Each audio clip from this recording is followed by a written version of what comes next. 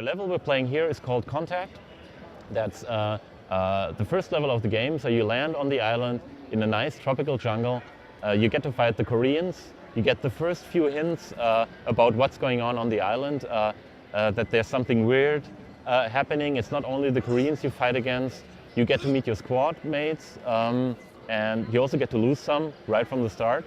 So it turns out to be routine. It's a very easy way into the game. It's sort of like an inbuilt tutorial. So you get hints about different functions. We teach you how to use the nanosuit in different environments.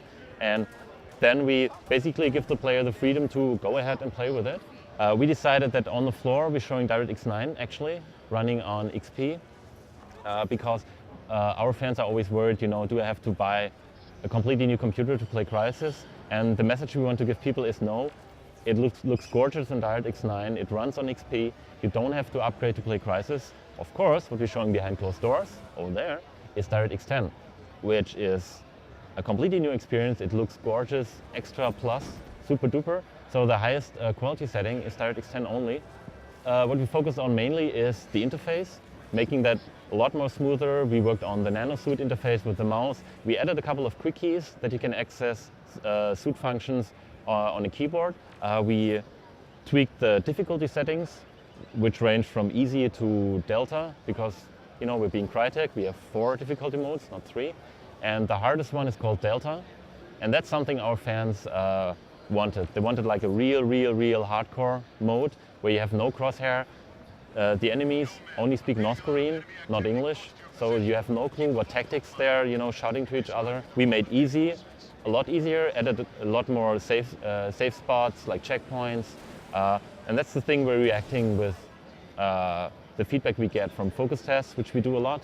And we always go back to the game and challenge ourselves, challenge the game, say, is it really good enough? Is this exciting? Is it easy enough? Is it too easy?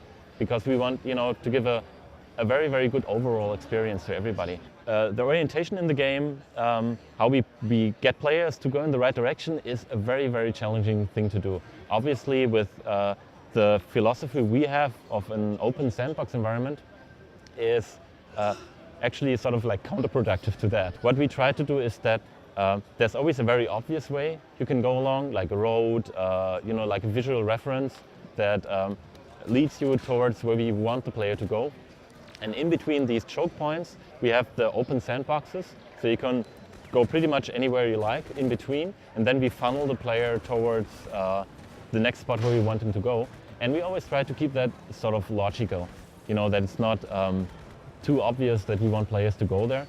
Basically, the rule of thumb for design we have, Stan, our level designer, and me, is that it has to make sense if you're in the game world. So if people, they want to go into that direction, we make it very easy to go there. But you also can, fool around in between. Oh, new technology, basically everything is brand spanking new. We're very proud of that. Crytek has always been very technology happy. We've always been early adopters. Like DirectX 10, we were one of the first ones to play around with DirectX 10 back in the day. We were one of the first ones to start playing around with advanced physics back in the day with Far Cry, trying to be photorealistic as much as we could be. And we sort of, tried to take things to the logical conclusion. One example is we started making palm trees which look like, a photograph. Our R&D department says, okay, physics, what do we need? We need the leaves bending and moving in the wind or from explosions. Then we decided, hey, let's make the tree breakable. Everybody screamed and said, oh, no, impossible, we cannot do it.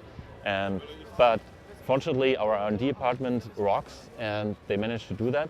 And then we had beautiful procedurally breaking trees, which meant you could shoot them in different pieces. Then the next thing was that players wanted to, actually pick up the pieces and throw them around or play with them. And then one of the first things players did is run up to a North Korean and say, hey, I want to pick up this guy too, and throw him across the level. And our, a collective sigh went through the studio, and everybody said like, oh my God, what have we started? But then we did that, and that's something we really like to do, that we set ourselves a task and then follow it through to the tiniest little detail. We're very proud of the detail, the level of detail we managed to put into everything. It's graphics, it's technology, in design, in AI, we always try to push the boundary a bit further.